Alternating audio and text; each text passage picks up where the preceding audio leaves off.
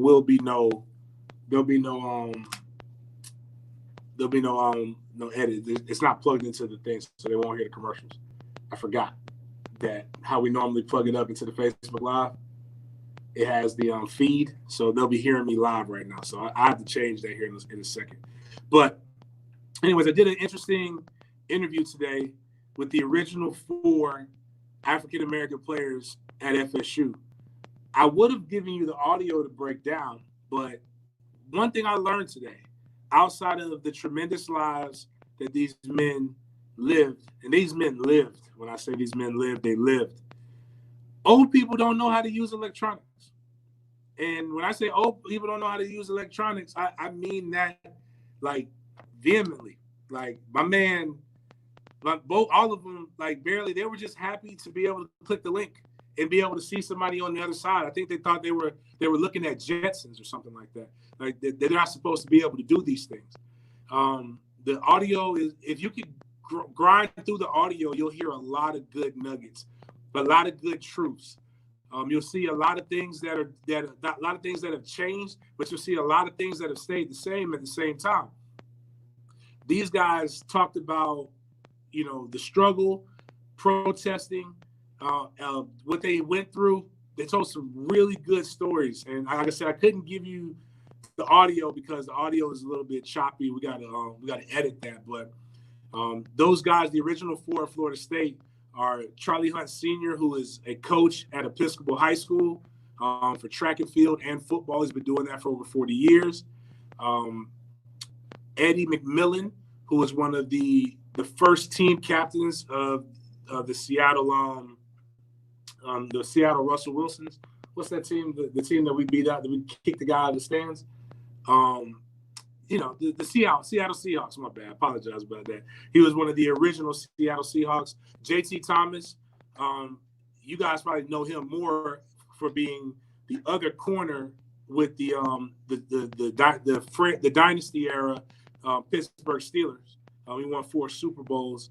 And what's Bobby's last name? I can't forget Bobby's last name. But all those guys were really poised, really good. It was dope to see them and to be able to hear their stories. One story that really stood out to me was about a guy, like they believed in holding men accountable for their words.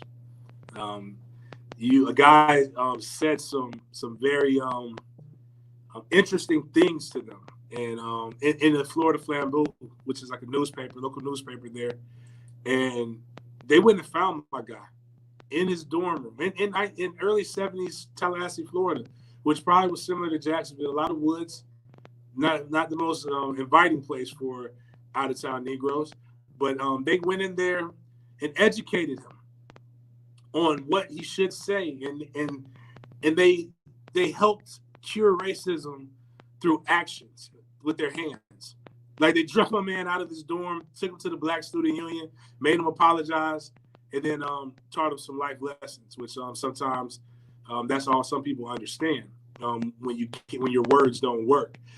As they said, some days they were very much Malcolm X, some days they were very much Martin Luther King, and I appreciate everything that they've done, not because of that, but because their example is the reason why we have the Charlie Wards of the world, the Marvin Joneses, plenty guys of that nature, of that stature. If they didn't go there, because 3 of those guys made it to the NFL. 2 of them had very long careers, and all 4 of them are successful in their lifestyles now as great as grandfathers and fathers to tremendous men and women in the community. JT Thomas owned a lot of different, has been very successful in the fast food industry as well, post-career. And Eddie has got a chance to invest in a lot of things out in Washington. One of those things is the stickiest of the ickies. If you don't know about that, like that man, you get into that business. You get into that business now legally, and you're moving weight. You're doing numbers, and those guys were really, really, really, really dope. So that was one of the things that I got a chance to do. Check that out on, again, the Fifth Quarter YouTube page or the Dope Boys page. But getting into that, and speaking of protests and speaking of standing out and speaking of giving people platforms to be able to do what it is that they would like to do, agree with them or not agree with them, Colin Kaepernick is back in the news.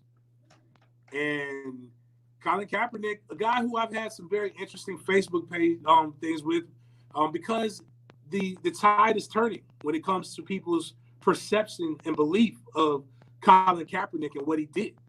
There's one poll that was done that said about 58% of Americans believe that Colin Kaepernick was right, which is a really big momentum swing from if you asked or if you interviewed people when all of this stuff was first going down. Now, personally, do I believe Cap is good enough to, at this moment right now today, to play? I would say I don't know. I would say probably not, only because he hasn't played in years. And it's not because of his skill set. It's just the speed of that game is so fast that it's just very difficult. And I think that might have got him out. But who cares what I say? He finally got Roger Goodell to say that he should play, should be able to get an opportunity, which is something that he did not have to say. And there are 8 teams who people are saying should make sense, but I believe it was one that he definitely has a trial for, right, RJ? Was it San Diego that you told me? Yeah, Los Angeles Chargers. Oh, my bad. Yeah. And that makes sense a little bit. But here are 8 teams that the article that was, to make sure I give, oh, dang it, RJ gave me notes, but did not give me the propers to be able to give this person who put all this energy into typing their proper credit. But anyways, team number 1, the Baltimore Ravens, the fighting murder Ray Lewis, the fighting Lamars. This kind of makes sense, I will say. I'll read it. Say, first and foremost, why does it make sense? Greg Roman is why it makes sense. Greg Roman is the reason why the San Francisco 49ers went. They were very successful under Harbaugh with Colin Kaepernick. So his skill set matches. That's why you were able to see Lamar be able to take on the league in the manner in which he did, especially with that the run first attack, the way they run essentially the option, the zone read, different things like that. He fits Lamar Jackson as a backup better than anybody else in the league. And you can afford to pay him pretty decent money because Lamar Jackson's still on that rookie contract.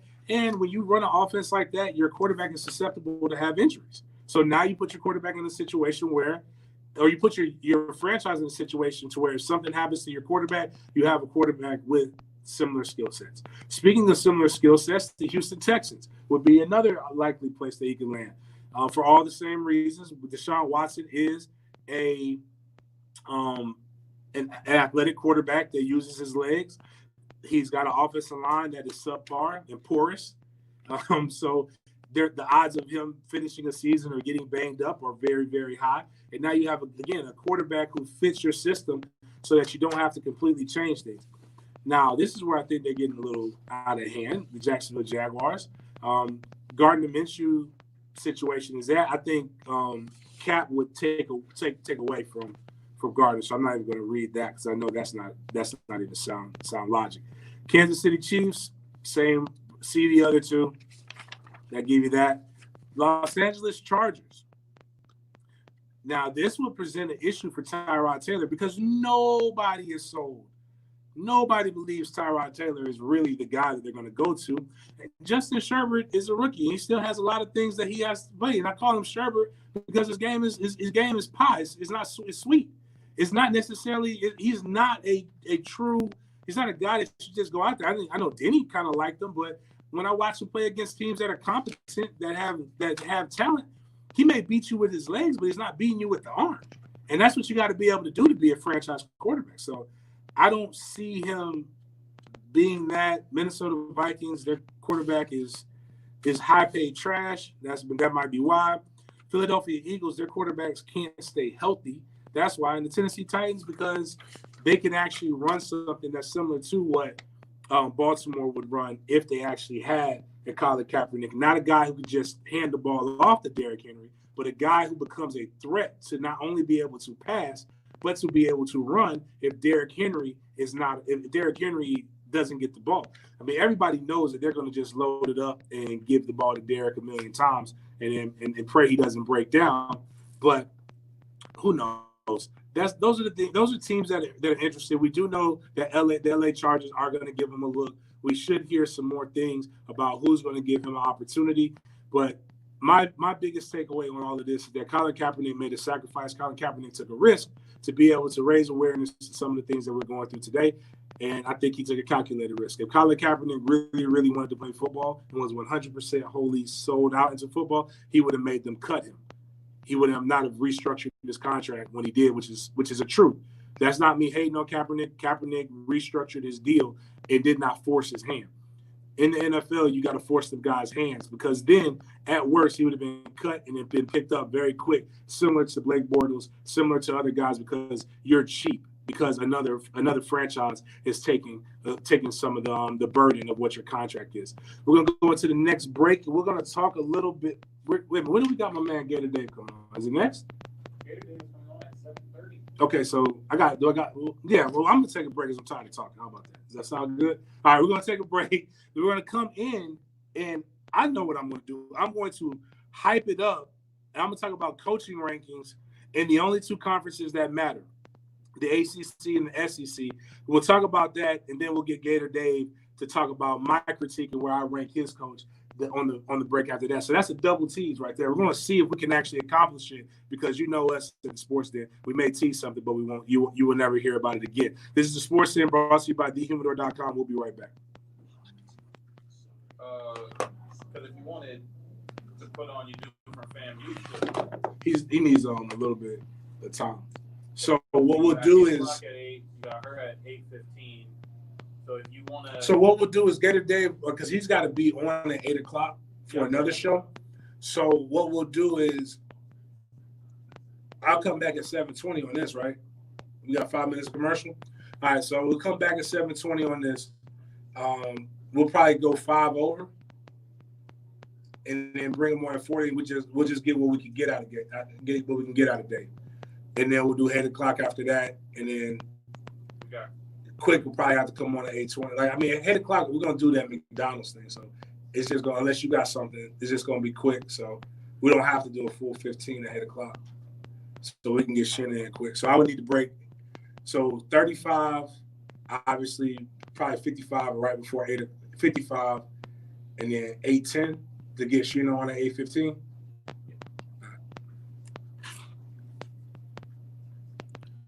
All right, so. We got to do double cameras. Yeah, because I can't get that feed in.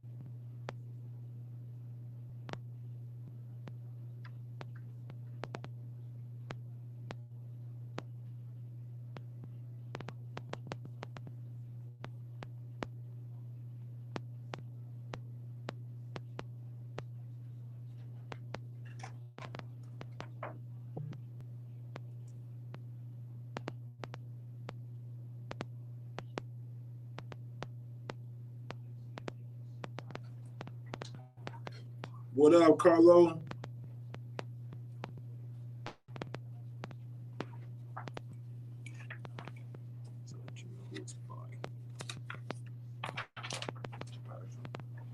I think I did you look to see if the SEC SEC. I think the SEC coach and stuff might have been in that too.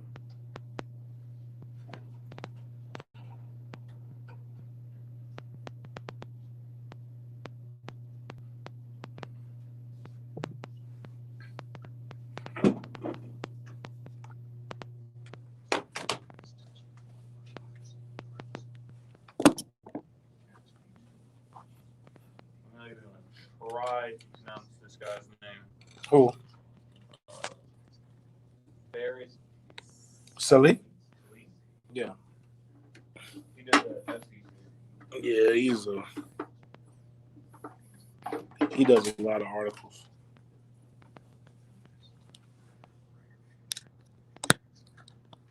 Insured by NCUA. Rediscover the comfort of being home. Prosser here. Lifetime Enclosures can help with sunrooms, screen enclosures, lanai conversions, outdoor kitchens, you name it. They've got it. My parents invested in their comfort with Lifetime Enclosures. They love their new and improved outdoor space. By coming into their showroom, you can enjoy up to an additional $450 in savings at Lifetime Enclosures. Their staff observes all CDC guidelines and social distancing. And don't forget to stop by Lifetime Flooring next door. Tell them Jeff sent you. License CRC 028471. All offers are with approved credit and not in conjunction. See dealer for complete details. Drive forward. We're kicking off the summer driving season with powerful savings on every make and model in our inventory at Jacksonville Chrysler Jeep Dodge Ram Bay Meadows. Drive a new Dodge Journey and save up to $5,000 off MSRP. Get a new Jeep Cherokee at up to $6,000 off. $6,000. Every new car, truck, SUV, and minivan is sale price to save you more than ever before. Buy now and make no monthly payments until fall. If a new Dodge Durango is what you're looking for, choose from our great selection and save up to $7,000 off MSRP. See our inventory at jaxcjdr.com. Our lenders are standing by to make you a new car loan today. We need your trade, and we'll give you the most for it, even if you don't buy from us. Jacksonville Chrysler Jeep Dodge Ram, leading the way with great sales, great selection, and exceptional service. I-295 and Bay Meadows. This 1010XL 92.5 FM hour is powered by Anajar and Levine Accident Attorneys. Call 904-600-4000. That's 904-600-4000.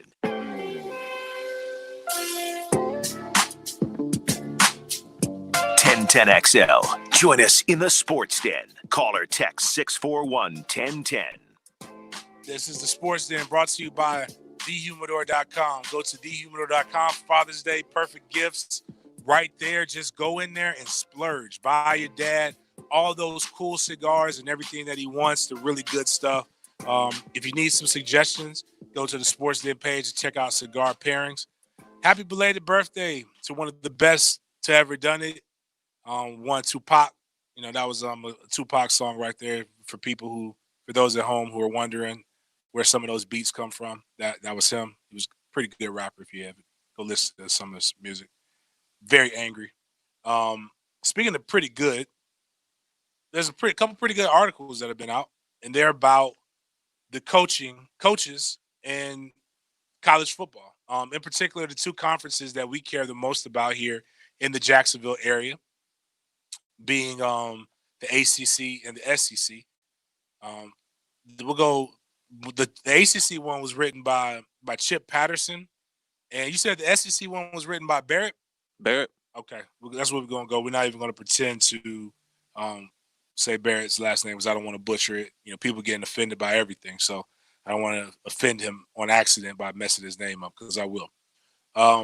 Barrett just goes through the list, and they've done every school, every conference, and they ranked. They basically what they did was they ranked them as a power ranking in general, and they just took, I guess, where they were ranked in general, and then just looked at it by the conference. ACC, very easy to figure out who is the best coach. The coach who's been under the most scrutiny in the last couple of weeks. Personally, I'm glad I started the hashtag Fire Dabo movement. It's been unsuccessful to date, but we did force him out of his hole and make him have to, communicate a little bit, talk a little bit. But Dabo Swinney is the number 2 overall coach in the NCAA, according to them. He is also the number one coach in the ACC. He's got 5 straight playoff appearances with 2 national championships in there, and they're just locked and loaded. I mean, they're not slowing down, at least with Ann Coulter, aka Trevor Lawrence, at the helm at quarterback. So they're going to be they're pretty strong. They're pretty tough, man. So like, there's not much that anybody can do with that. Number 2, I want to say Chip is drunk. But then when I really kind of go back and I look at it, it makes me depressed. Because the conference that I know that I played in, that helped dominate when I was there, that I hold true, just isn't really that good. It's just not any good. The fact that a team that went 6-7 the previous year can have a coach that's ranked number 2, a coach that's old as Methuselah, and Mac Brown could be the second best coach in the ACC. When I just hear it, it bothers me. To use an RJ word, in my mind, it starts a kerfuffle. I don't know what to do with this information. I'm bothered. It irks me. But then I stop back and I look at the other coaches and I'm like, you know what? Maybe he's right. Maybe Chip's right. These guys aren't any good. This conference lacks coaches, which is a far cry from 3 years ago, when a lot of these coaches were considered some of the best coaches in like up and coming coaches. Is the ACC where good coaches go to die? Is that what happens?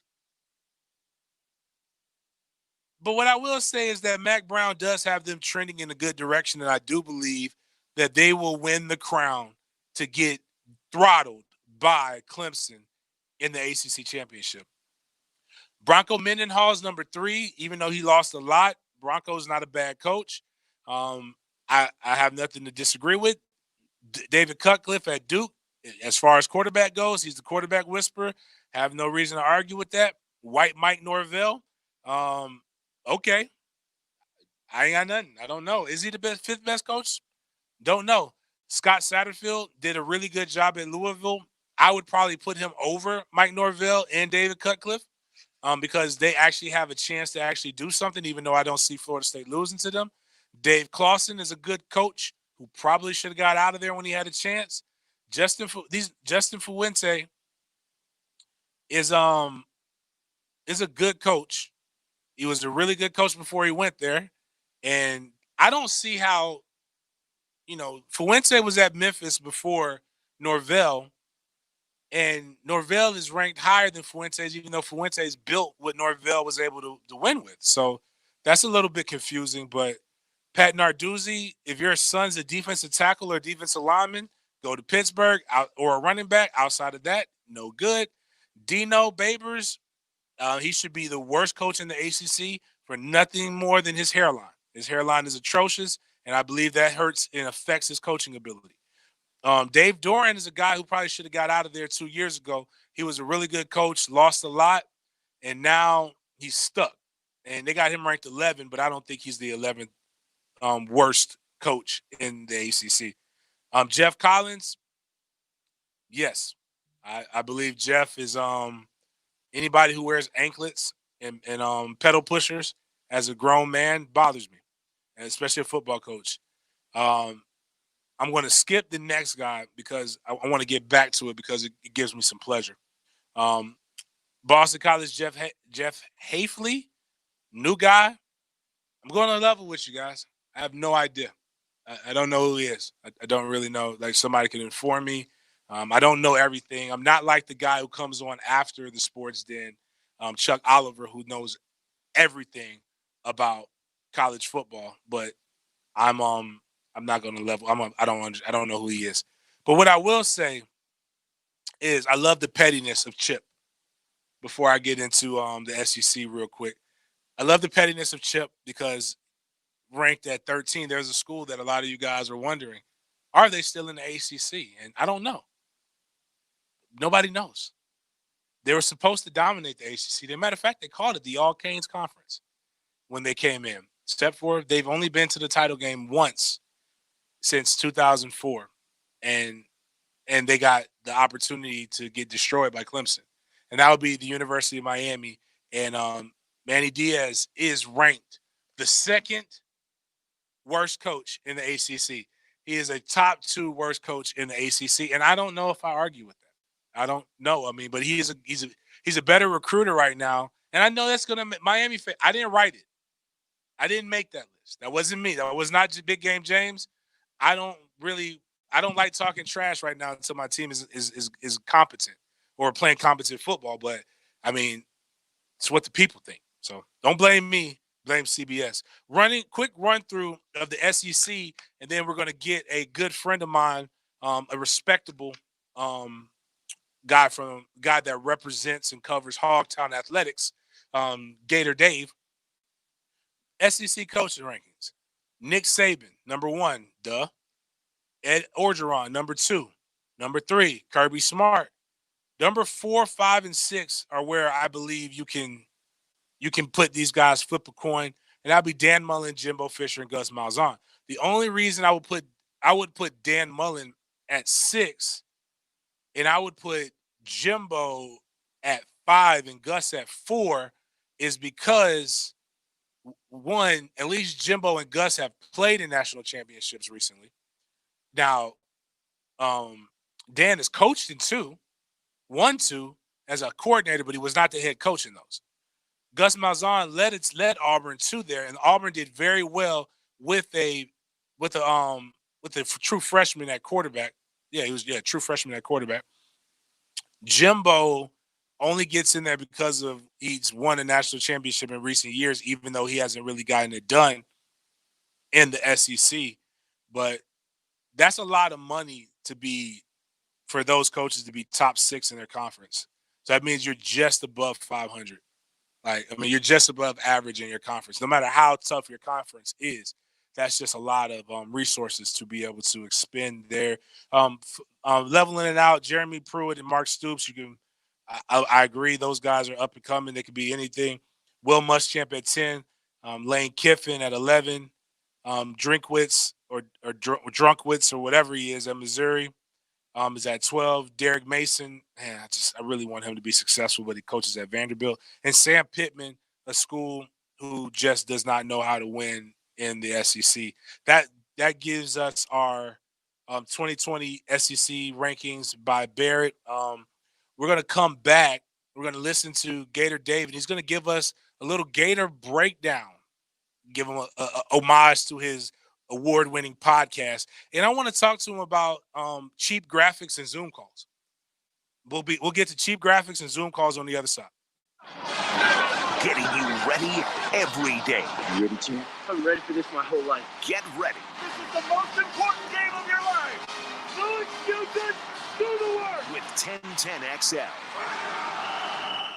So I'm here with Danny Van Sickle, director of the Electrical Training Alliance. Danny, tell me about your program. Hey, Rick, we're a 5-year electrical apprenticeship. Our students start out making over $30,000 a year, and right now graduate making over $80,000 a year, including benefits. There is no tuition and no student debt. You just have to apply and get accepted. Did you say no tuition and no student debt? You heard that right, Rick. Once you're accepted into the program, your only costs are the books and the course fees, around $700 a year. The deadline to apply is June 19th. Go to etajax.org to apply before June 19th. That's etajax.org.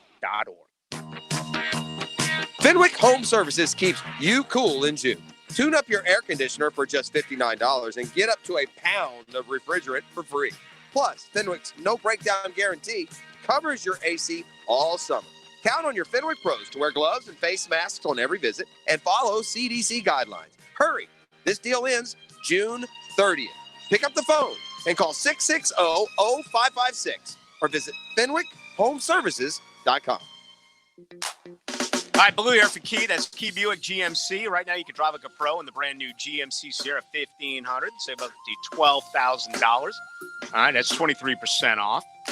Been telling you that I just purchased a brand new Buick Enclave, It's absolutely out of this world. They have several in stock. Whenever you buy a brand new Buick, whenever you buy a brand new GMC, it always comes with the lifetime powertrain warranty.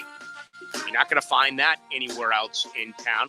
They're also the home of the $99 Encore lease. $99 a month. Wow. Talk about saving money. You can get that right now over at Key. Folks, they're sensational over there. They really are. I bought 4 cars from the folks at Key Buick GMC, and I can't see where I'd ever want to shop anywhere else. Check them out right across the street from Tinseltown, Southside and Gates. The Jacksonville Orthopedic Institute is back to normal business hours. In conjunction with Baptist Health, JOI and JOI Rehab are following the best practices to provide you and their employees with a safe environment, including patients and staff wearing masks and the ability to utilize their new virtual waiting room. JOI is still offering telehealth services if you prefer to do so. If you have questions before coming in for an appointment, please call JOI 2000. JOI, where the pros go. If you're a man over 45, have frequent urination, an urgent need to go, a weak flow, or waking at night to urinate, it's time to consider UroLift. This is Dr. West, urologist with McKeever Clinic. UroLift is a non-invasive outpatient procedure with minimal downtime. If you suffer from an enlarged prostate and want to avoid the sexual side effects of medication and invasive surgery, UroLift may be for you. Contact McKeever Clinic at 355-6583. That's 355-6583. Instant Keys specializes in creating replacement automotive keys, even when all the originals are lost or broken. Instant Keys provides expert service for nearly every foreign and domestic vehicle, including the high-end luxury models like BMW, Mercedes, Lexus, and Infiniti. With Instant Keys, you'll get dealership-level service at a fraction of the cost without the dealership hassles. If you need honest, professional locksmith service, call the best around. Instant Keys, 722-1111. I'm Hayes Carline, and what I say goes. Listen to my closing argument presented by the personal injury law firm of Harrell & Harrell weekdays on The Frangie Show. Can you handle the truth? Call Action Transmission Specialist on Merrill Road. We want to win your business with honest and upfront transmission service. I'm Robin Sidbury, the owner. That's a promise from me. Get traction. Call Action at 744-0755. Bueller, air conditioning repairs. Seriously, guys. Hey, Hicken here. Not only are my friends at Bueller Air Conditioning the coolest guys in the business, they truly are the best at air conditioning repairs. Take it from me. I use them in my home, and from start to finish, they are absolutely terrific. So when the heat gets too much for your home, call Bueller Air and stay cooler with Bueller. Bueller Air. Stay cooler with Bueller. Peninsular Pest Control will tell you that fleas can enter your home on your pets or even your own shoes. Treating them correctly and breaking their life cycle is the only way to control fleas both inside and outside in the yard. Call Peninsular today at 389-3491 for a free consultation or go online to crittergetter.com. Ask about the $30 discount on new services. Remember, Peninsular is your Critter Getter. Tire Outlet is bringing the tires to you. Mike Dempsey here to tell you that Tire Outlet is now offering mobile service. No hassle, quick same-day installation. They're the largest locally owned tire shop in town, so wherever you are, choose a time and location that's convenient for you. A Tire Outlet professional will bring the new tires out and install them. Call this number to make an appointment, 600-0089. For mobile tire installation, that's 600-0089. Tire Outlet. Wholesale prices, premium service. This 1010XL 92.5 FM hour is powered by Anajar and Levine Accident Attorneys. Call 904-600-4000. That's 904-600-4000.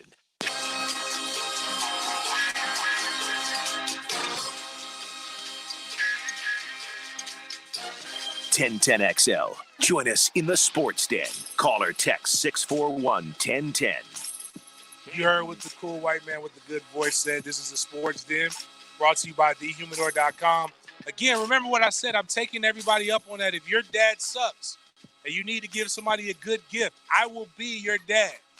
Go to thehumidor.com. Give me some Macanudos, some Fuentes, some Liga Privadas, T52s, all that good stuff.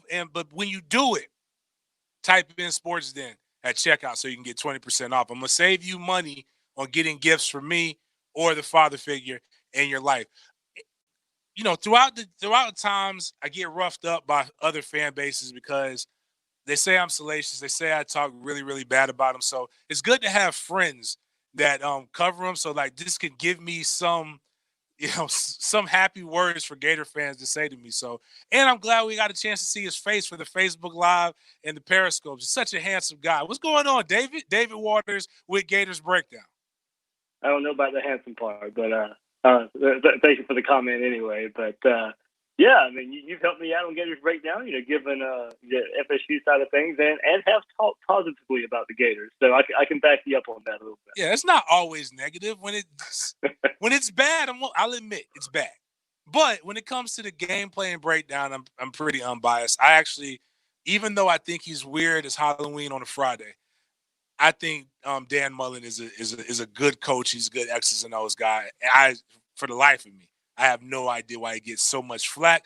But we'll get into that. And the only critique I will have is for you guys to have so many people that work in the supplemental offices. Your graphics should not be that bad on Zoom calls. So can you give us a little? Did you hear the Zoom call that he had yesterday? Can you kind of talk with us and walk us through that a little bit of what happened? Yeah, I was part of that too. So 12:30 yesterday, Mullen.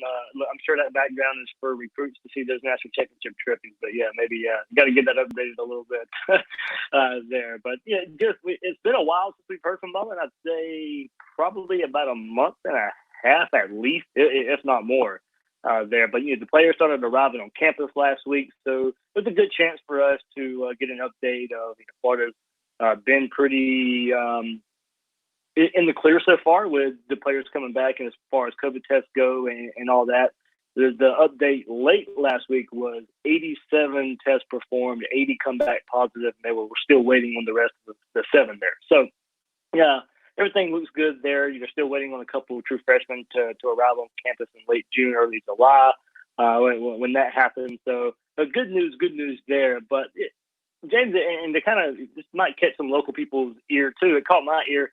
I don't think it was negatively or a bad thing, but he singled out, Anthony Richardson missing springtime a bit. And, I don't think it was a knock on Anthony. It was just whoever was going to be the true freshman quarterback for Florida right now, that name was going to be put in there because you come through spring and you hope to get a leg up in experience there being such a young guy, and Anthony Richardson missed that. So I think that's all Dan Mullen was really speaking of. Hey, he's a young quarterback. He needs all the time he can get right now.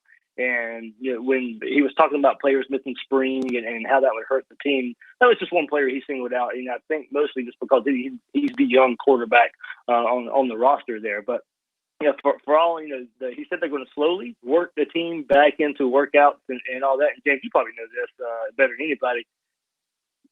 Well, you don't know how well these players took care of themselves over the last couple of months. And if you come back and try and hit 100, this soon, you may have all kind of injuries, soft tissue injuries that these players would have to go through. So yeah, they're going to have to warm up. They're going to have to get used to getting in a workout routine, getting back in shape. I'm sure some guys took care of themselves, but not everybody was able to with these last couple of months. So mainly just kind of safety precautions right now for the Gators. Right. You can't make up for all the ground that was lost in a few weeks. You've got to really recalibrate, and you've got to reset your goals and go from there. And that's the benefits of having a good strength and conditioning coach that Florida does have, and Coach Savage. And he also I see some of the plans that he gave the guys to do in the offseason, like while they were gone. And I saw what they did. But not just them, Alabama, Florida State, Arizona, a few different schools did different things a little bit, how they could control what they could control. And I would say what Savage was able to do with some of these guys was pretty good. Or Ant was just it's just a man child, which Ant's fine. Trust me, Gainesville. You see that picture of him and Tebow beside each other last week? Yeah, it looked crazy. Like Tebow's not a small man, and Ant made him look small. And I know everybody likes to bash my radio partner, Denny, but Denny is just not some random guy throwing tennis balls at kids. He's got a lot of great quarterbacks that he's been developing, Ant being one of them. And I've seen the development that he's had from Wow, it really was. Maybe it was this time. It was like February, not this time, but like February of 19. Like just from when he was committing and then decommitting, Right. just seeing him go through that process. You guys got a really, really good one, but he definitely needs to sit. And you've got two quarterbacks that are already there. One who I just don't know what more Florida fans want from this kid. Like he's already exceeded expectations. Another one who will probably be a guy that when it's his time that will give you similar results. And that's in Kyle Trask and Emory Jones. What is this battle? And I heard Mullen talked about that a little bit. Could you go into detail about that?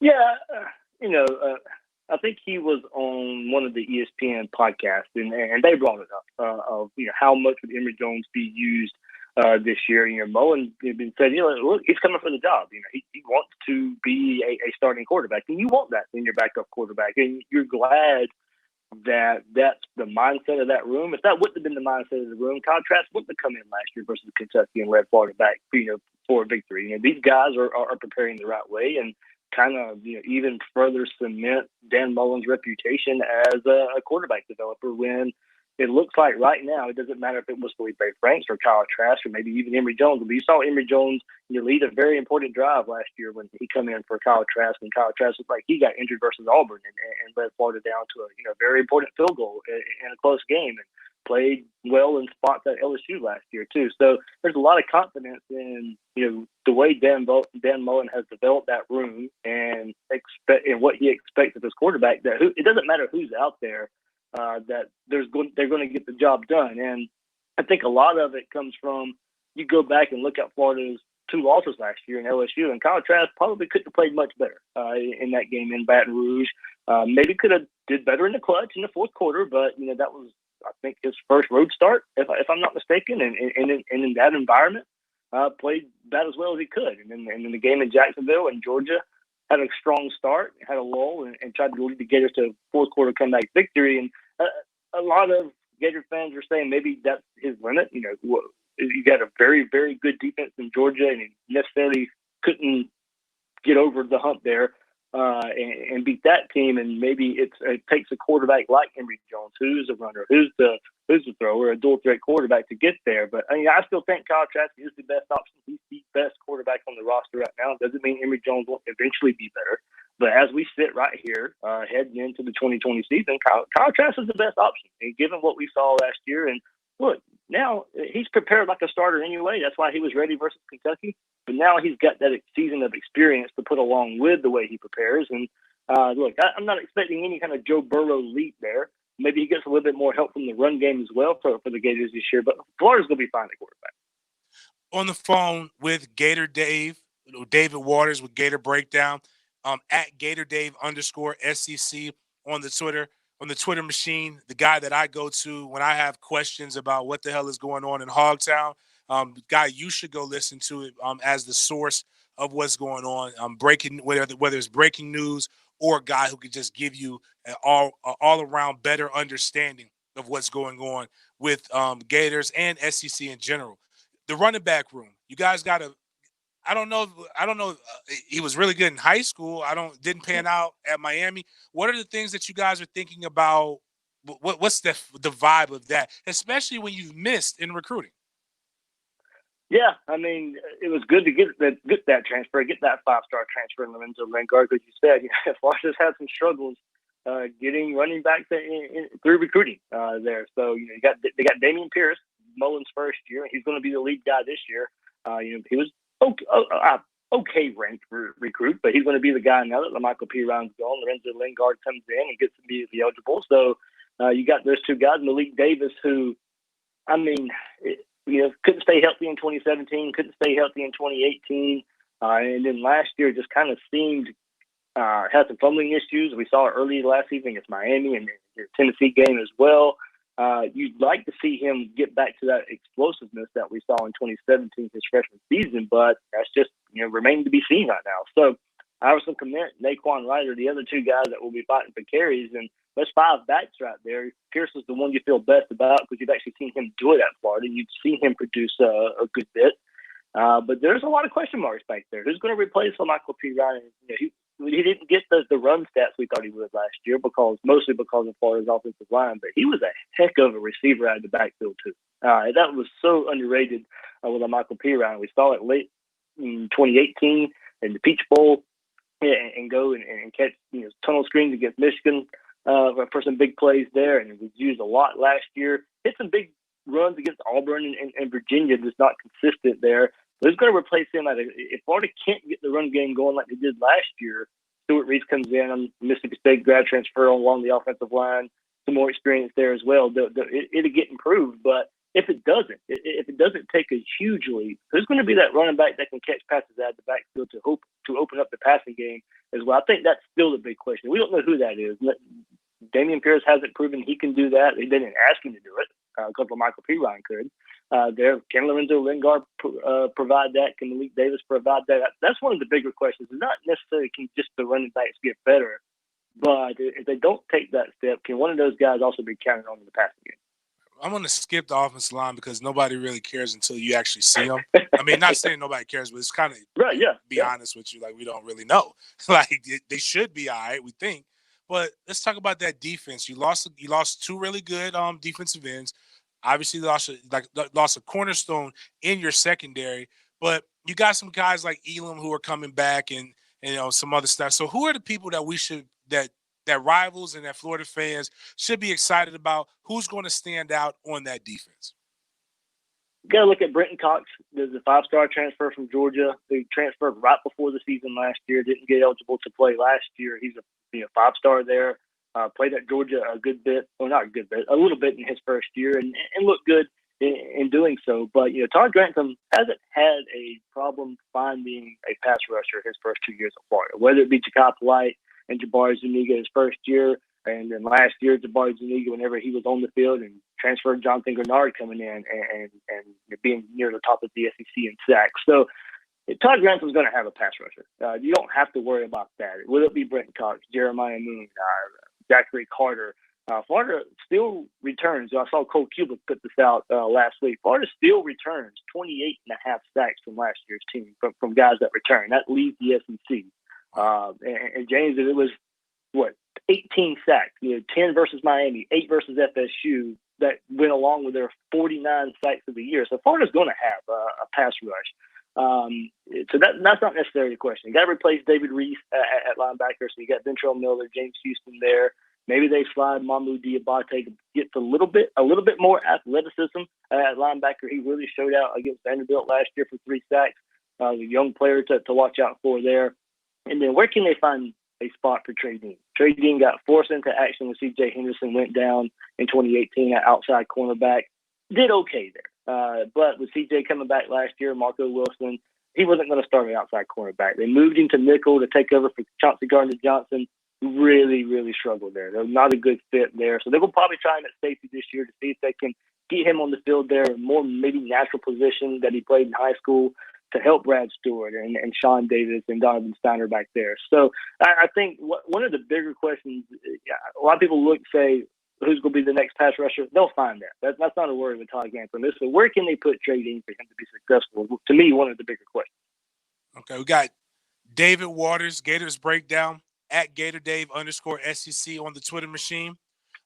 Lastly, before we got to let you go, because you got to go do our friend Mark Rogers TV, make sure you go listen to the Voice of College Football at Mark Rogers TV on Twitter and the YouTube channel. Make sure you click the subscribe button and the like button for him as well. Support.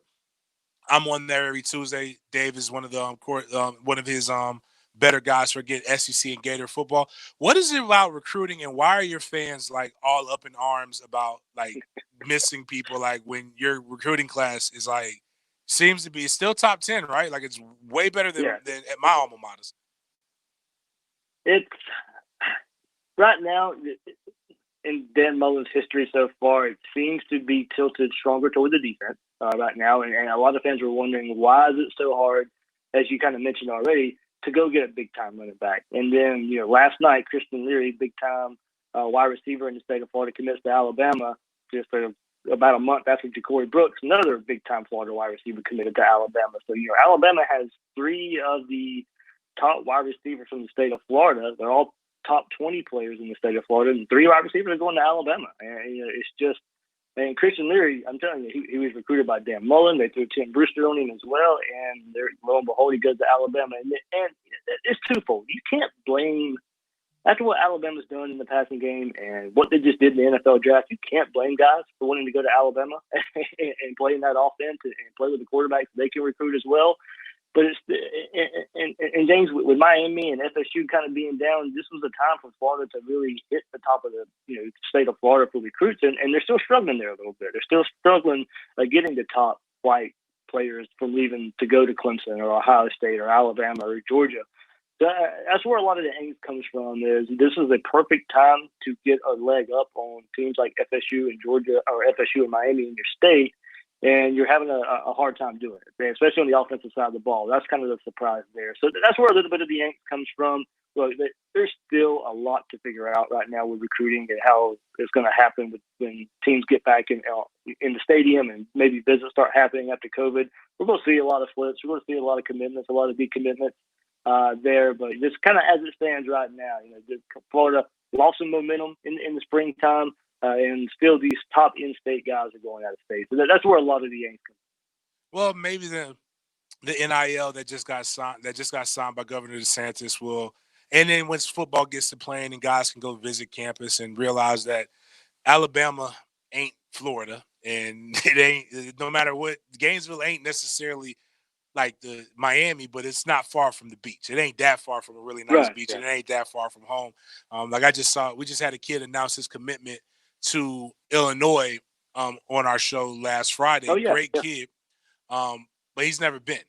So it's just once these things start to happen and things open up, maybe some things will change, man. But listen, I know you got to go get your notes, get your bearings ready for Mark. Appreciate you taking some time out to talk to the city of Jacksonville about what's going on in Gainesville. But use this couple minutes, or use this couple seconds to be able to promote what you got going.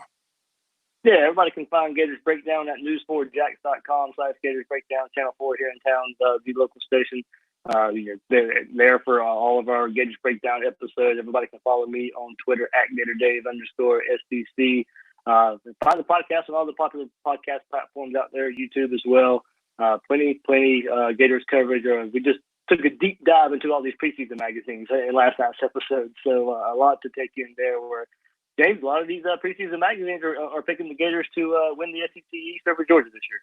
If not now, then when?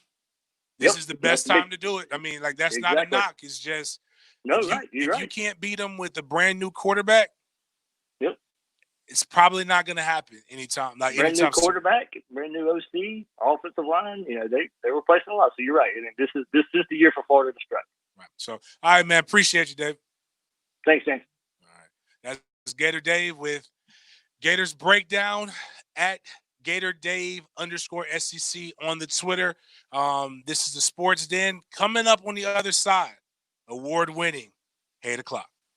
1010XL takes you inside the program director's office with Dan and Jeff. There's a code of ethics in the broadcasting business that you young punks wouldn't understand. Mornings. It's about loyalty and respect. On 1010XL. What if he fails? He's out on his ass. For the ones we trust to always be there. For the ones caring for others. For the ones who keep things going, no matter where they are. In extraordinary times, extraordinary people step up. Like the ones standing guard and standing on the front lines. And the ones who are staying apart while still working together. With your efforts, we will get through this. We're grateful for all you do. Visit Grainger.com for resources that can help as you create your recovery plan. Grainger, for the ones who get it done. All offers are with approved credit and not a conjunction. See dealer for complete details. Drive forward. Having trouble with that old car or truck you just don't like driving anymore? Get out of the heat and get on the road with a great deal from Jacksonville Chrysler Jeep Dodge Ram Arlington. Drive the new Jeep Renegade from only $187 a month. All Ram trucks are now on sale at up to $11,000 off MSRP. Get 0% for more savings. Make no monthly payments for the entire summer. Jacksonville Chrysler Jeep Dodge Ram Arlington, 9600 Atlantic Boulevard. You know, there's a lot of joys in life. One of them for me is sitting down with a big, huge helping of crabs. And you work the crab. The real crab eater will work the crab. You don't let any of that meat go unscathed. You don't let any of that meat get away from you. It may take a little extra effort, but it's worth it. And if you want the best crabs in town, you go to the Blue Crab Crab House. It's a place that I've been going to for years. It's a place that I'll talk about. If they quit advertising, I'll just drive around town, no matter where I am. I'll talk about them anyway because I love them. I love the people there. I love the food there. I always go back because it's a family-type place, locally owned and operated, going all the way back to 1996. Surprised that some of you still have yet to try the Blue Crab Crab House. Check it out. Open daily at 4:30 right there on Julington Creek Road in San Jose. Here's your 1010XL First Coast Community Calendar. Hope Haven believes in children and youth with special needs and abilities and has developed programs to help ensure their success. Find out more about their employment services and internship program at hope-haven.org. Big Brothers Big Sisters nurtures local kids and strengthens communities. You build positive relationships that have a lasting effect on young people. Get involved at bbbs.org. Habitat for Humanity helps families build and improve their homes. If you want to build a better Jacksonville, visit habitat.org. Join Jacksonville's City Rescue Mission to help transform the lives of the homeless and needy. crmjax.org. First Coast YMCA helps develop Jacksonville's youth. You can help our children find a better future at fcymca.org. If you're involved with a community event and you'd like us to help spread the word, visit our website to find out how at 1010xl.com. Rediscovered the comfort of being home. Prosser here. Lifetime Enclosures can help with sunrooms, screen enclosures, lanai conversions, outdoor kitchens, you name it. They got it. My parents invested in their comfort with Lifetime Enclosures. They love their new and improved outdoor space. By coming into their showroom, you can enjoy up to an additional $450 in savings at Lifetime Enclosures. Their staff observes all CDC guidelines and social distancing. And don't forget to stop by Lifetime Flooring next door. Tell them Jeff sent you. License CRC 028471. As we go through life, many times we try to plan and prepare for every possibility, thinking about our future, thinking about our families. But many times in life, we're hit by surprise. Sometimes great ones and sometimes terrible ones, even tragedies. I have found that most of our clients never thought about who they should call if they were injured. I wouldn't either. What's your plan? I hope you never need us, but if you do, know that we'll be there for you. There's only one Morgan & Morgan. Dial pound law on your cell. Offices, Jacksonville. 1010XL. 1010XL. WJXL AM and FM. Jacksonville Beach. This is 1010XL. This message is brought to you by Community First Credit Union. Well, it's been a difficult few weeks, to say the least. Jacksonville has seen tough times before, but nothing like this. Now, as we move towards reopening and getting back to work, let's not forget what we've experienced and what we've learned. And one thing we've learned is that there are no strangers in Jacksonville. We are one city, one community. And this pandemic has touched all of our lives, regardless of who we are. From Jack's Beach to Baldwin, from Fernandina to Fruit Cove, we've faced this thing together because that's how we do things in Jacksonville. All of us at Community First realize that staying safe is what matters now. So as we start to bring our city and our lives back to life as we know it, that means looking out for each other. So that's what we'll do. And we'll get through this to a better, brighter future in Jacksonville. Federally insured by NCUA.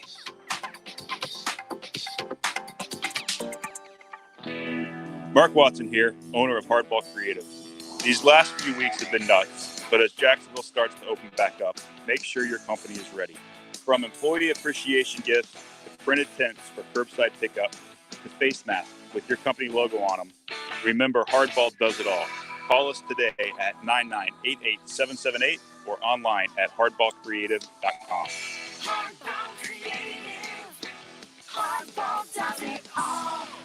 This 1010XL 92.5 FM hour is powered by Anajar and Levine Accident Attorneys. Call 904-600-4000. That's 904-600-4000.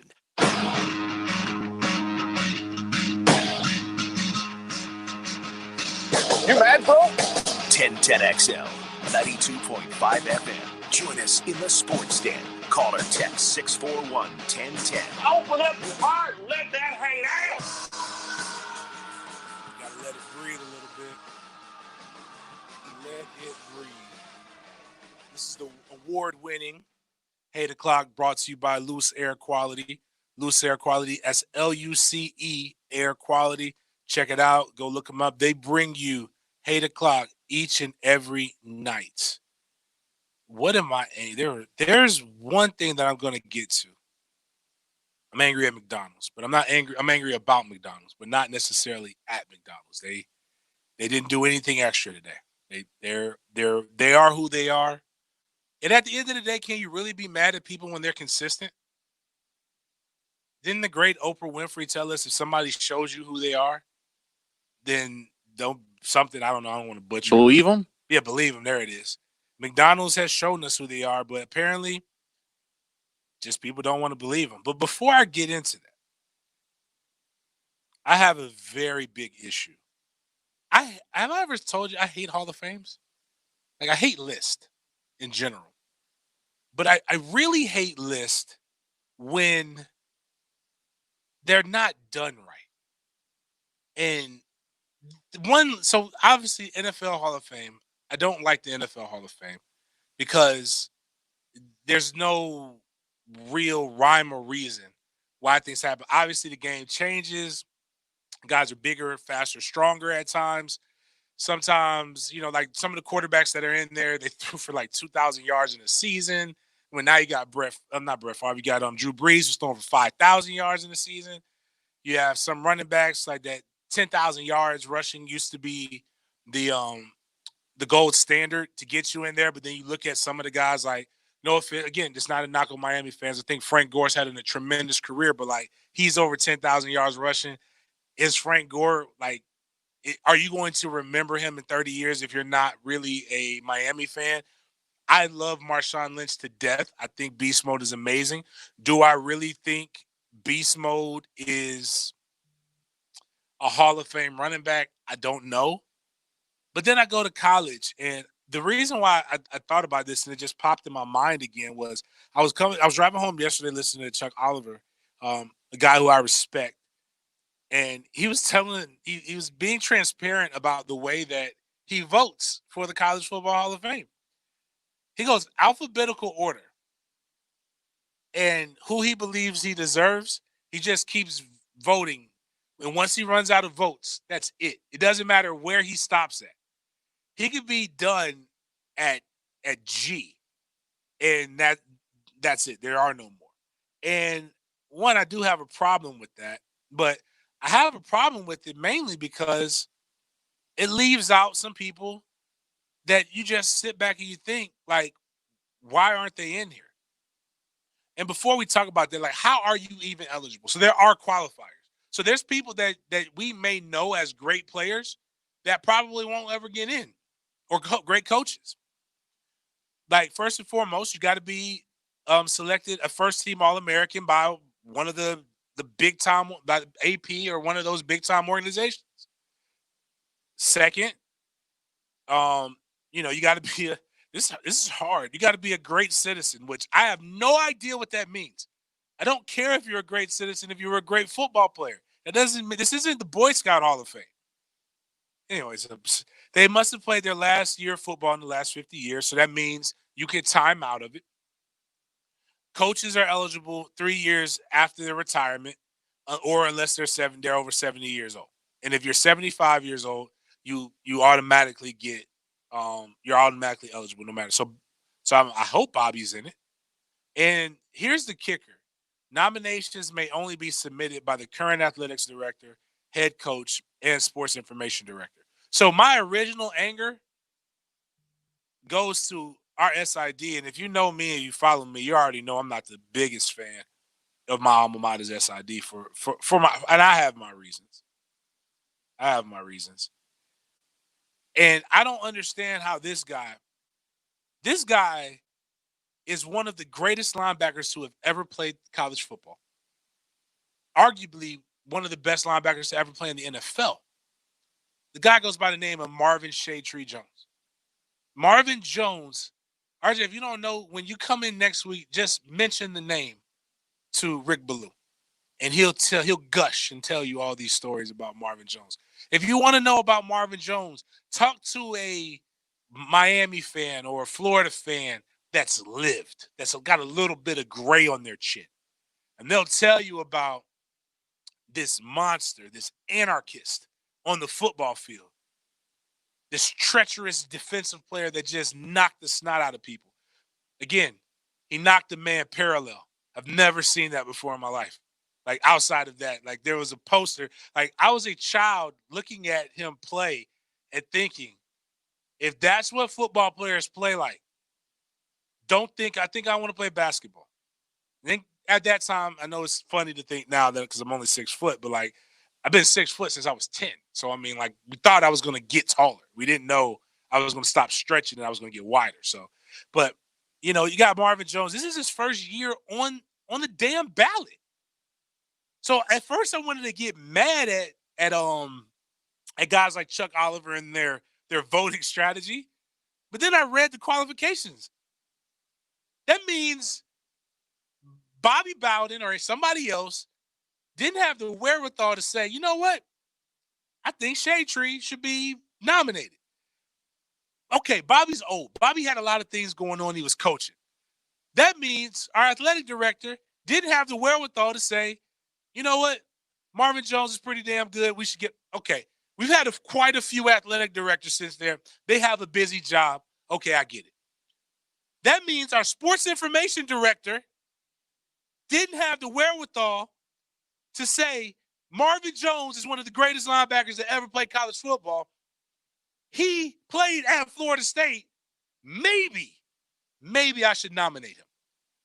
Just a thought. I can't give the sports information director the benefit of the doubt that I gave the other ones. He's been there since before I was there.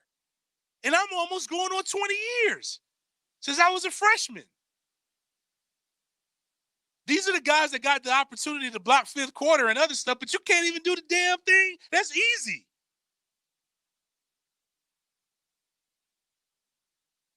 I mean, Derrick Brooks is there. You got Derrick Brooks and stuff. You got work done. I get that. There's a lot of good guys, but it ain't there. You ain't. Marvin just got in the Hall of Fame at FSU. How? Who raised you? But the crazy thing is, and I was listening to Chuck, and I don't even know if my friend. I got to interview Marv. We got to talk about this. This is serious. And I want to bring my homegirl Danielle Kelly and do it on the 36 Degrees platform and do it very professional, where I enunciate all my words, where we speak very good and candidly, and we use church language. But this is a thing for dope boys. Maybe we can only talk about this in a manner in which two grown men should talk. And we need to let the women and children stay out of this. This might not be the podcast for them. I need to know real things and answers. But like there are guys who are in here, and I don't know if this is their first, like Flozell Adams is good. Like my man talked about Morton Anderson. Don't get me wrong. A kicker? I think kickers shouldn't even be like included in the vote. Like if you're just a good enough kicker and you have the percentages, like, okay, you're in. But like don't let a kicker distract from real people. Like that really need to get in on this. Brad Culpepper from the University of Florida, Tallahassee guy. He's not. I believe that Jack Del Rio's good. Like my man got to go up against CJ Spiller. CJ what man? CJ was cold, but CJ not iconic. CJ not Reggie Bush. He was good. Don't get me wrong. Good, really good, damn good. Ken Dorsey, I give it to him because at one point he was the all-time winningest quarterback in in college football. Murder Ray is on here. I give him that. Dan Morgan, the last great white linebacker to come out of college. Like, but he's dope. Like, if you don't know who Dan Morgan, Miami fans talk about everybody but Dan Morgan. But this list is, I don't really give a damn who's on this list. Bottom line is, Marvin Jones should be in the Hall of Fame. That's really bothering me. Second, I'm going to go through this real quick because then we got to get my girl on here, Sheena. We got to talk about some other stuff. But why did I say McDonald's? People want James, why are you mad at McDonald's? I'm not mad at McDonald's. McDonald's is who they are. I'm used to McDonald's being who they are. McDonald's is slow. McDonald's is the type of restaurant that gives you 3 big ass pancakes that are dry with 1 syrup. McDonald's is the type of restaurant that when you say you want the 2 for $3 McDoubles, they're going to give you a McDouble and a McChicken. McDonald's is the type of restaurant that whatever you think, like when you're rooting for people to win and you're like, man, I want these guys to get paid more money. McDonald's is the restaurant that you go to that makes you realize that this is why they get paid what they get paid. That's what happens. Not all restaurants are like that. That's why I love Checkers. But McDonald's is that. So, but we know that, and we still love McDonald's. It's cheap. It's delicious enough. We don't know what we're eating and if it's probably going to hurt us one day. But really, McDonald's is the first restaurant that brainwashed us as children with the Happy Meals and all these different things. Matter of fact, they did such a good job with my age group that they don't even have to market to children anymore. Like, I buy my son Happy Meals because I wanted Happy Meals when I was a child, when I was his age. And my mom always asked me the same question: do you have Happy Meal money? Police officers are going through a lot of things these days. Some maybe brought on themselves, tell on yourselves and self-regulate. But we've seen police officers talk about Shake Shack and lie and say that their food was poisoned when it turns out it wasn't. They got sympathy. It goes viral. We don't like seeing police officers, no matter what happened, we don't like seeing first responders or military get messed with. Now, we may cuss you out, but we don't like seeing that. This lady went viral, and she went on, and she was, like, heartbroken about McDonald's. And I thought they did something to her food. Thought they spit in it. Thought they tried to I thought she, looked at it and it was a little extra, there was some extra sauce on it. No, they forgot something. Like, ma'am, that's the one thing that can unify America. It doesn't matter if you're poor, black, white, police officer, firefighter, anarchist, goon, blood, or Crip. We all have the same story. McDonald's will F up your food. It has nothing to do with your uniform. I promise you that. The roasting that she got was warranted, and you're not going to get sympathy from us. Matter of fact, the worst thing is McDonald's will rush you to another spot. Will rush you to another spot to tell you to wait on your food just to have you wait for 30 minutes. That's what I was shocked. She didn't have to wait. She was mad because she thought ordering early was going to help.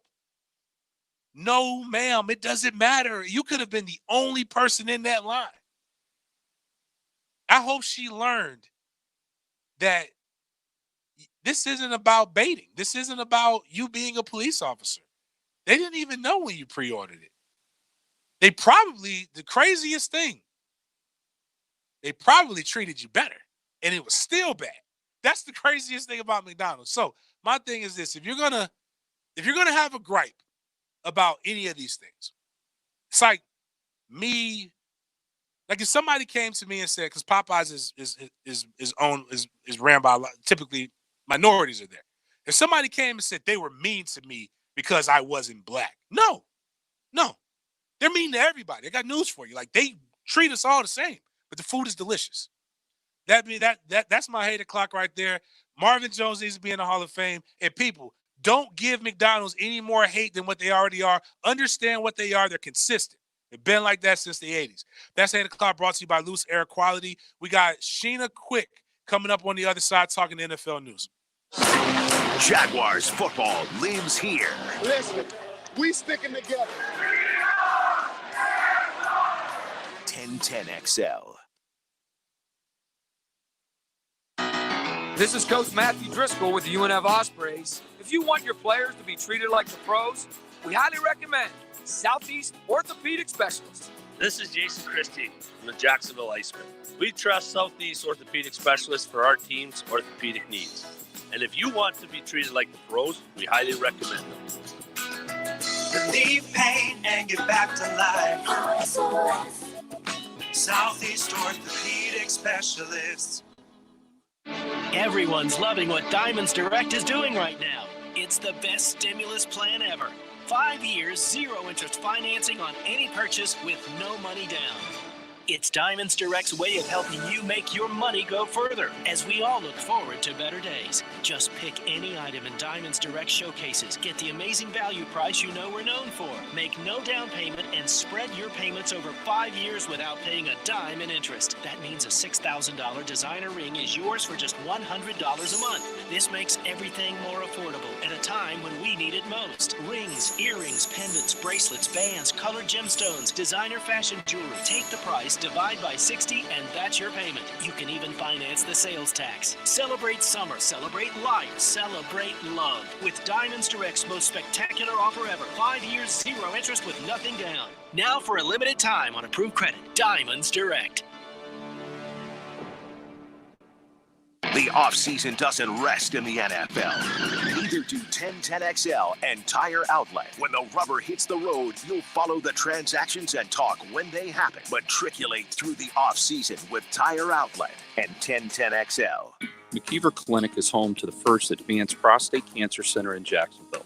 This is Dr. West, urologist at McKeever Clinic. Our clinic is staffed with 2 urologists that specialize in advanced prostate cancer care and management. You'll also have a dedicated nurse navigator that will coordinate timing, medications, insurance, and patient assistance. We're conveniently located off AC Skinner Parkway on the south side. Contact our specialist at McKeever at 355-6583 to discuss your treatment options. Instant Keys specializes in creating replacement automotive keys, even when all the originals are lost or broken. Instant Keys provides expert service for nearly every foreign and domestic vehicle, including the high-end luxury models like BMW, Mercedes, Lexus, and Infiniti. With Instant Keys, you'll get dealership-level service at a fraction of the cost without the dealership hassles. If you need honest, professional locksmith service, call the best around. Instant Keys, 722-1111. Brakes for less is what we do. We know drums, rotors, pads, and shoes. If there's a squeal in your wheel, come see the best. 733 Stop. Brakes for less. All we do are brakes for less. Hey, Hicken here. Hey, folks, one of the main things you can do to keep your family safe and healthy, frequently clean your carpets and other living surfaces. Zero Res came out to my house this year, and man, did they do a job. That house has never looked better, and I've been in it for 17 years. Now until Father's Day, Zero Res offering 25% off all cleaning services. I mean all their cleaning services. Call Zero Res at 287-5727, 287-5727. Zero Res, man, spell it forwards or backwards. It's the right way to clean. If you're a dad or have a father who has some junk lying around the house, then call J-Dog. Now through Father's Day, we're offering all dads our veterans discount of 10%. Hi, I'm Don. a Marine Corps veteran from J-Dog Junk Removal. You heard me say it. We do the dirty work, getting rid of your appliances, couches, and other items you don't need. Call today, and we'll remove your junk at our veterans discount rate. Only now through Father's Day.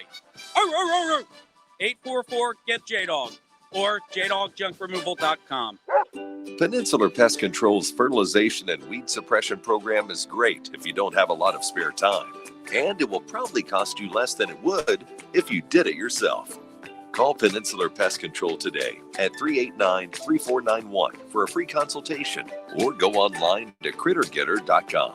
Be sure to ask about the $30 discount on new services. Remember, Peninsular is your critter getter. This 1010XL 92.5 FM hour is powered by Anajar and the Being accident attorneys. Call 904-600-4000. That's 904-600-4000.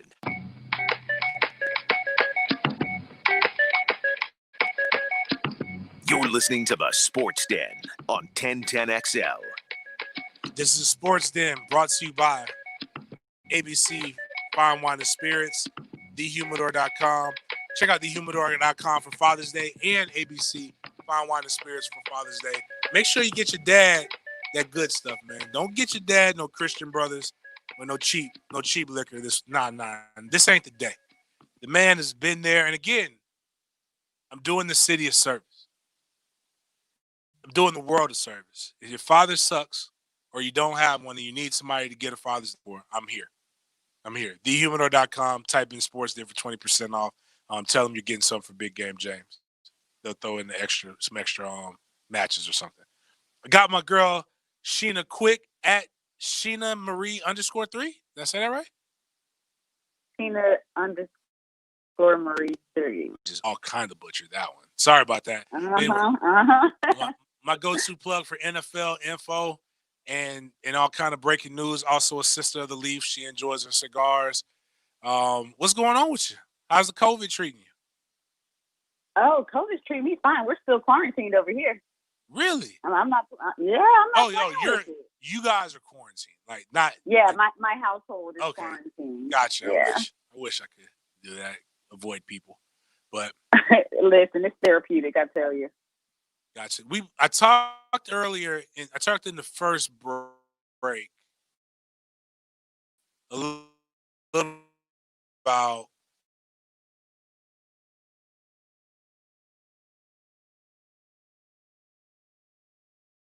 that he's open. Now that he's the NFL's open, you've got Roger Goodell saying that he's good to go.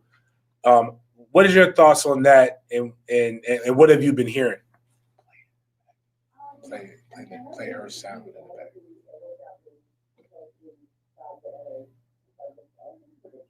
The Chargers, I believe, that were open to bring them in for a workout. I mean, my stance on it is the same as last year when he had to work out, or earlier in the year, he had to work out, and that the drama around that, and he having to move it at the last minute.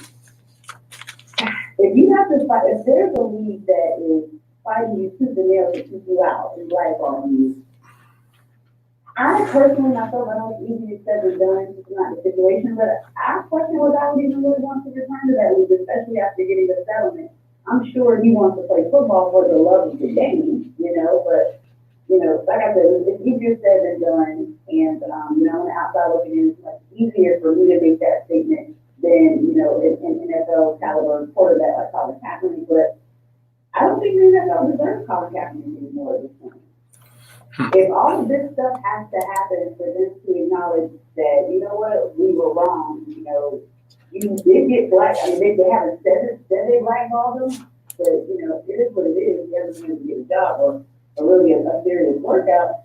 At what point do you even stop trying to get into a party that the people that are throwing the party don't want you to attend?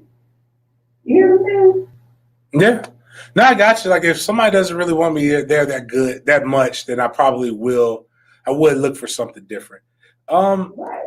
The only thing, but I forgot all about the settlement and those things. And so, like, I had not a disagreement, but a discussion on Facebook with some friends, and they're lawyers, and they like to argue all the time. But I was just talking to them about contracts and what I know about NFL contracts and different things like that. Did anybody ever ask him the question, why did he choose to opt out? Like, okay, we know they weren't going to keep him. They were going to cut him. But why didn't he force their hand? Like, why didn't he make them cut him and didn't have that money that because obviously they would have took a cap hit. And it would have maybe made it a little bit more palatable. Maybe he wouldn't have, but they would have had to pay me something. Which is, I guess, but then again, he might not have been able to get the settlement. But that came years down the road. It did. I mean, that's very interesting. I don't know the ins and outs and the specifics of, his departure from San Fran. But that's an interesting take on it. What was going on to where he was like, look, I'm out. I'm ready to go away from this organization. Like, Yeah, because that's the only thing. And when I really look at what, like, I didn't like when it first happened. I'm gonna be full transparency. When it first happened, I didn't like it. I didn't believe him, and it's not because of anything else. It's knowing locker room etiquette, and this is probably petty coming from a guy, but you know the locker room, and you know how things are.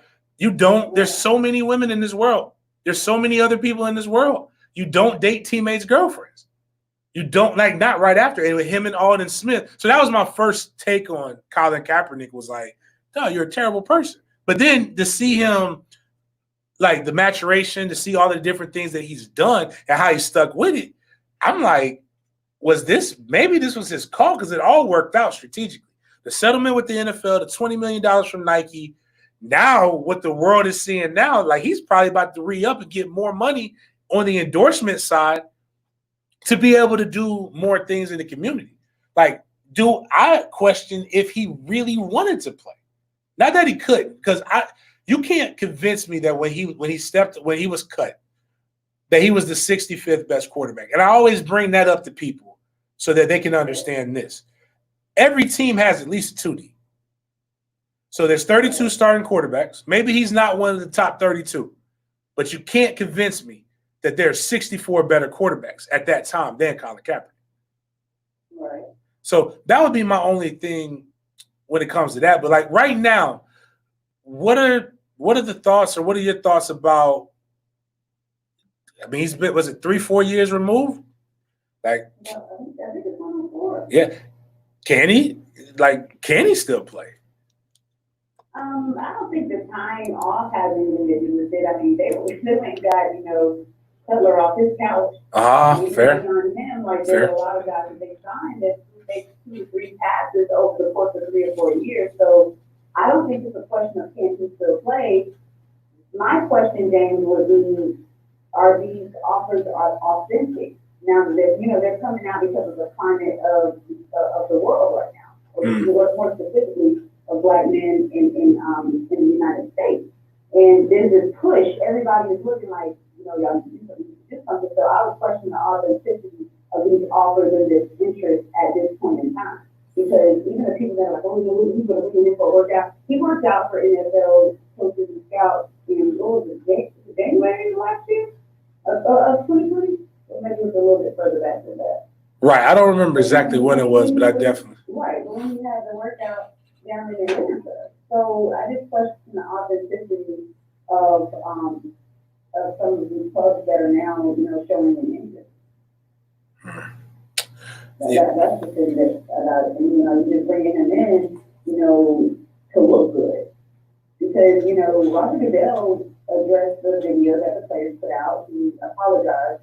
But I think everyone was listening for him to say, I apologize to Colin Kaepernick. That's something that I don't think that you think that he's going to get back.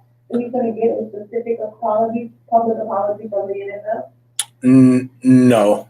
And they can hide behind, again, like I was trying to explain to people, they can hide behind the CBA and the rules that they make in that. And like I said, like, technically, you got to prove, we know collusion happened, hard to prove it. But what we do know is he had a contract that he opted out of.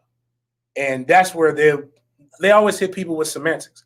But we also know that it's been so long, we don't know what, they tried to make it seem like he asked for too much money. Then he said that I never asked. They don't know what I asked for because we've never gotten to that specific point. I think it was a worse version. Like, a lot of people try to use what happened with Tim Tebow, and I can understand that. The more so the, not chaos, because that's a terrible word to use. The media circus that would come with it, but at the same time, he was actually, like, I find it odd when people say he was trash. I think we use that word too much. Two words we use way too much in social media and English vernacular: elite and trash. Because, like, most of the people that we say elite, or things we say elite, are just kind of good.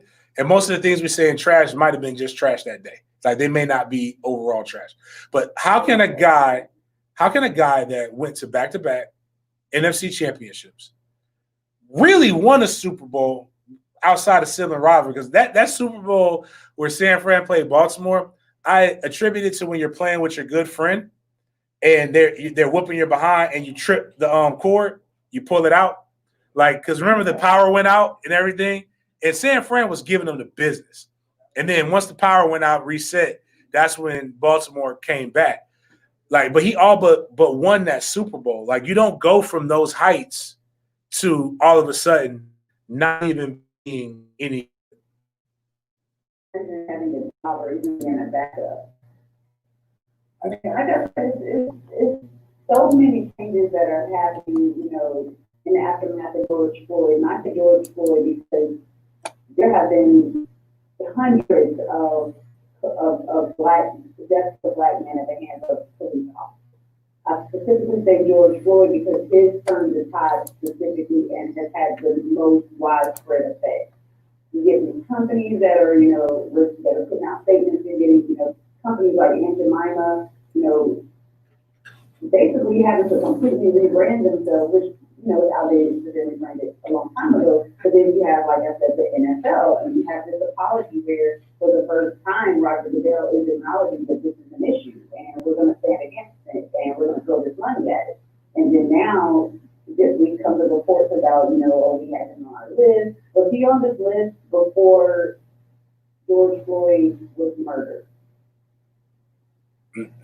Nah, I mean, before that, you know what I mean? Yeah. That's why I say it's just like there's so many different moving parts to it at this point. I don't think Colin Kaepernick will be on an NFL roster, and if he does, I think that it is just to look good. Not because I feel like he isn't, you know, capable. It's just a simple fact that like this has been 4 years, and no one even wanted to give him a shot. So it's going to be interesting. You still have Cam Newton out there. Right. And then it's coming back from COVID, so teams can't even meet until July. So there's all these different factors that play into whether Colin Kaepernick is going to get a shot and whether he'll be on someone's roster from the opening week. We got Sheena Quick, podcast Quick Out the Blocks, beat writer for the Carolina Panthers. Really, I don't want to even disrespect her by saying beat writer. Basically, she covers the NFL. She has a lot of breaking news. You should go follow her. Sheena_Marie3, right? Yeah. Okay, got it right that time. Sweet. Got it right that time. One of my good friends, actually the person who put me on when it comes to the NFL, because my first experience as a reporter at the NFL Combine came with her help. Last thing before I let you go, I just got this tweet sent to me by RJ, my producer, who's actually working today. He's doing a good job, even though I need him to stop with that fake professional voice.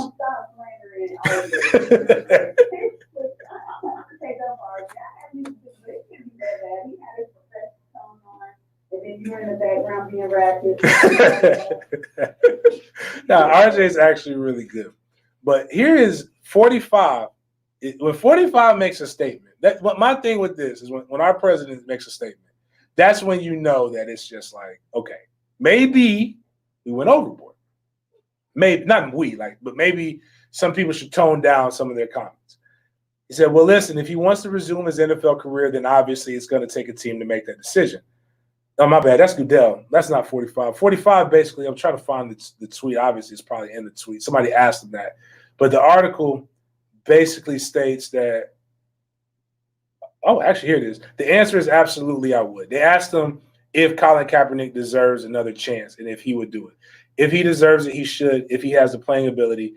His playing wasn't up to his. He blamed it on his playing, but basically he's saying that I wouldn't mind seeing Colin Kaepernick if he has the ability to truly get a chance. And that's when you got to be like, all right, man.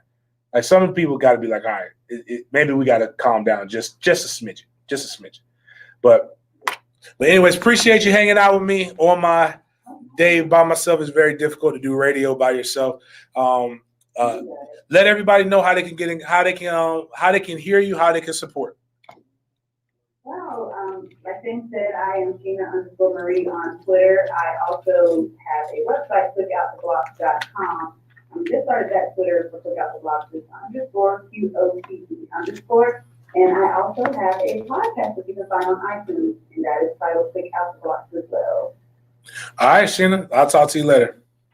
See you, James. All right. That's at Sheena_Marie3. Follow her for all things NFL and definitely Carolina Panthers related. This is the Sports Den brought to you by thehumidor.com. We will be right back. We found the computer on it. Look at new static efforts. Download the free 1010XL app for Apple and Android devices and take us with you wherever you go. Did you get you about to call my man?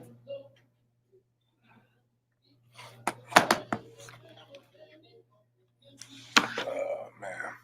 So RJ, you gotta play that loud because that died. That's why I asked you to do it. So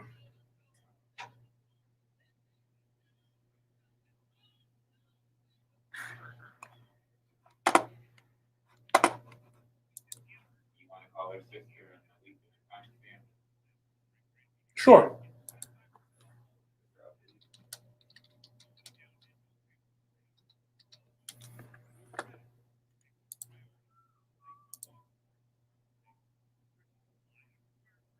Mr. Courtney? Yes, sir. This is RJ Saunders. I'm the producer for the sportsden of James Coleman. How are you, sir? Good. We're about to come off this break in just a couple of minutes here, and you'll be on with the sportsden and James Coleman as do a quick interview with yes, sir. And before I can I get your title real quick?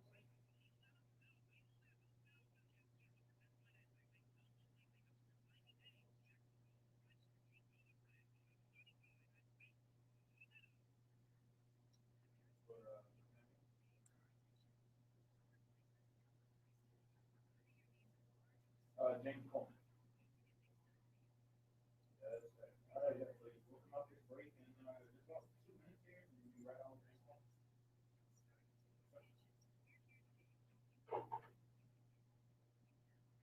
James Coleman. It was athletic. He's actually the vice president, athletic director. Yeah, VP and director of athletics. Yeah. All right. Cool. Yeah, FAMU getting not they getting their money's worth out of them.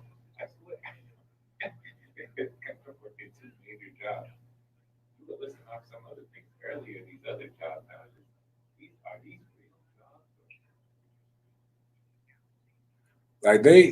Some of them they switching it around, sound real official. Yeah. Like when they hit you like what they used to just call strength and conditioning or strength coach, like now it's director of sports performance. Like that sounds like really, really like you got something. Yeah.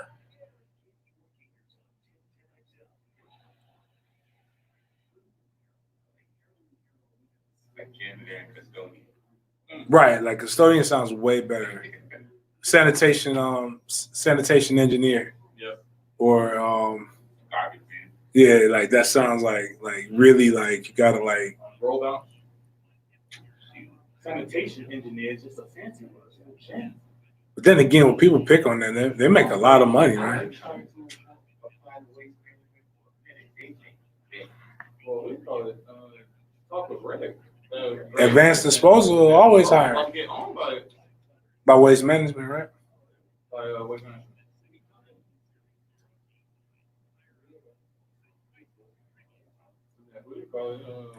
And they pay you for the to get your Training alliance, they talking about you make what, $35,000 off the gate?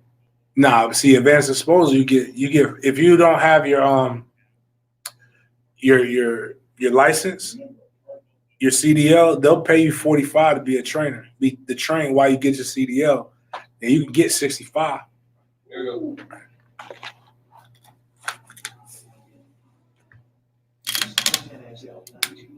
This is the last one, right? Yep. So I got to 55 in total. 54. All right.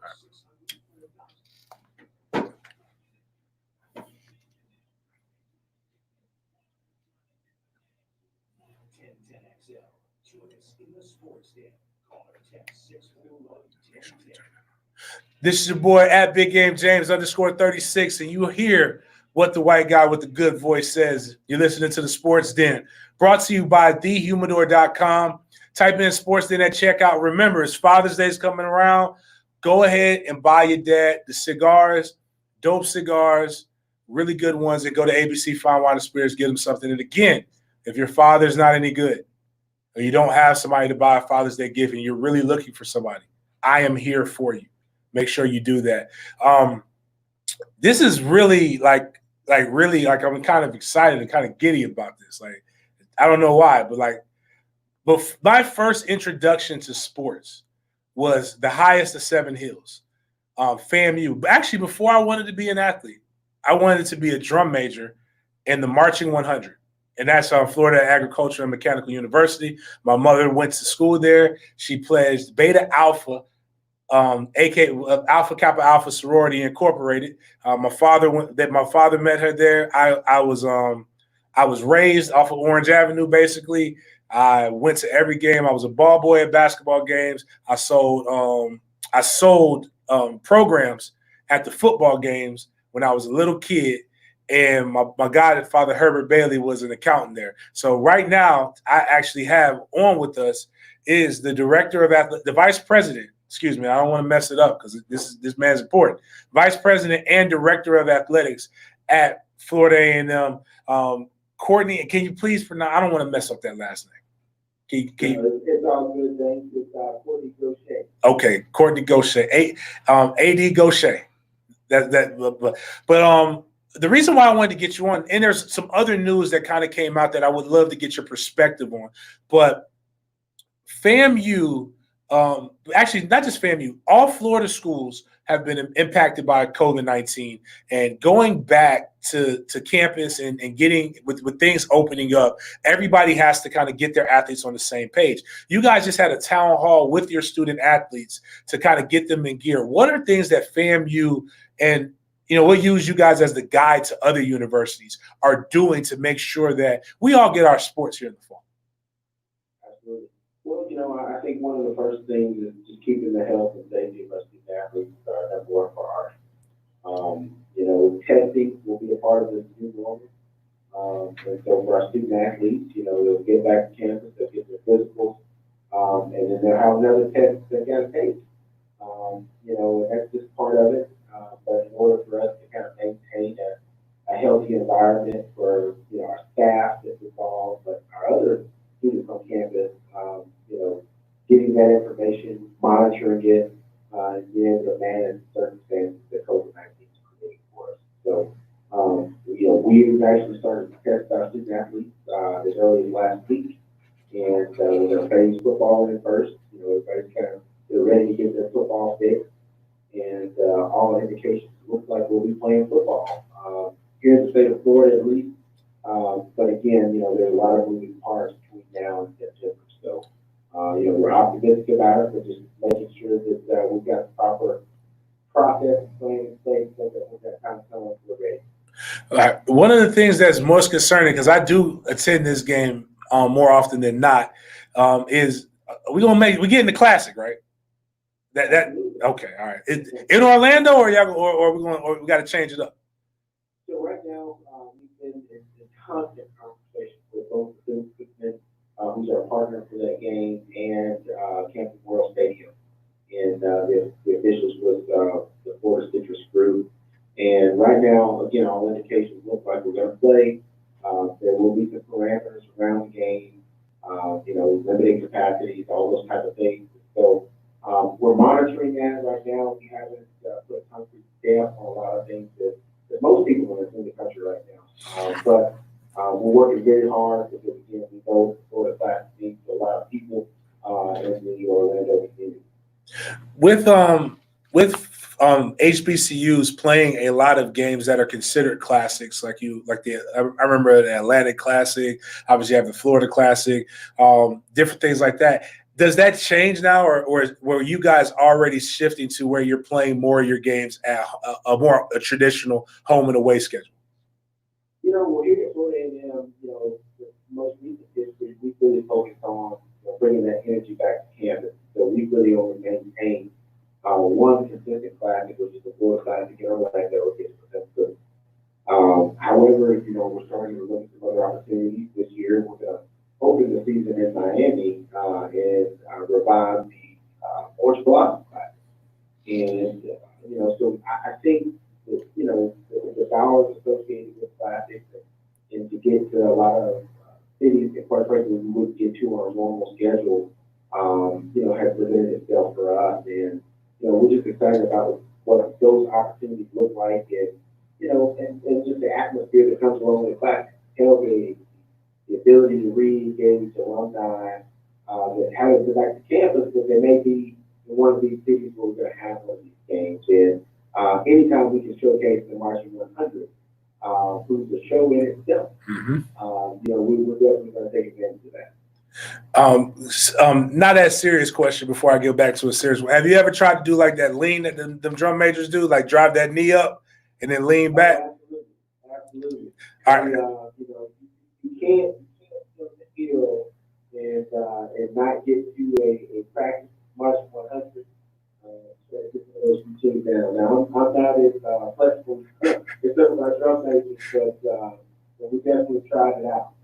Yeah, I definitely. I remember trying to do it one time when I was a little kid, and I fell and hit my head. And Mom was like, "Get your stupid behind in there. That's why you play football. Put a helmet on." One of the things that has been interesting and has gotten news and has made traction, but I don't think a lot of people have known. FAMU for years has been in the MEAC, the Mid Eastern Athletic Conference, and played great football. You had Howard University was in there, Morgan State, different, obviously Bethune-Cookman, a lot of different universities, and there was a lot of rivalries. But another really good historically black conference was the SWAC, where you have Southern, Grambling, Prairie View, Alcorn State, different Alabama State, I believe, who Florida State fans will remember. You were mesmerized when Alabama State came to. There was a lot of fans that were asking me, "Hey James, those girls that are gyrating, is that a part of what they do?" And I'm like, "Yes, enjoy it. Listen, enjoy the band, take it in." What does that switch do to FAMU athletics, and when does that take place? So obviously we have elected to keep membership in the SWAC effective 2021. So next football season, not coming football. But for us, it was a unique opportunity. I think COVID-19 and circumstances around finances and intercollegiate athletics has been a focus. And for us, the geography that the SWAC offers, was an opportunity for us to save, $400,000 to $500,000 annually in travel. So was very. But then again, as you mentioned, the pageantry and being aligned with the blue blood of historic black college university athletics, the Southern, the Grambling, the Jackson State, that again, second to none. And so for us, I think it was a unique opportunity to bring those brands, those traditional brands together, week in, week out. And so whether we're in another city playing classes or we're at each other's home stages, we have that type of atmosphere and revenue generation opportunity. What we have is Director of Athletics and Vice President at FAMU, Courtney Gaucher, correct? All right, make sure I said it right. Bringing us up to speed about what Florida A&M is doing and what other universities will be doing when it comes to COVID-19. Also talking to us about FAMU's transition to the SWAC. What are some other exciting things that anybody who doesn't know about FAMU or fans of FAMU can be expecting in this 2020-21 academic year? So we're excited. Again, I think our football brand itself coming off the season and Black College National Championship was huge. Coach Simmons, we were talking this morning, and we're expecting to win a championship with the in the season in Atlanta, lifting up national championship trophy. So those are some things that we're really excited about in the future. But again, look at what we're doing on the field. Our student athletes, the academic rigors at a high achieving institution like Stanford, we had a record-setting academic semester last spring with a departmental GPA of a 3.33. And, so we're excited about, competing and winning championships on the field. But again, what our kids do in the classroom is phenomenal. And, we're excited about the future of family athletics. Thank you for your time. Thank you for coming on and explaining to us.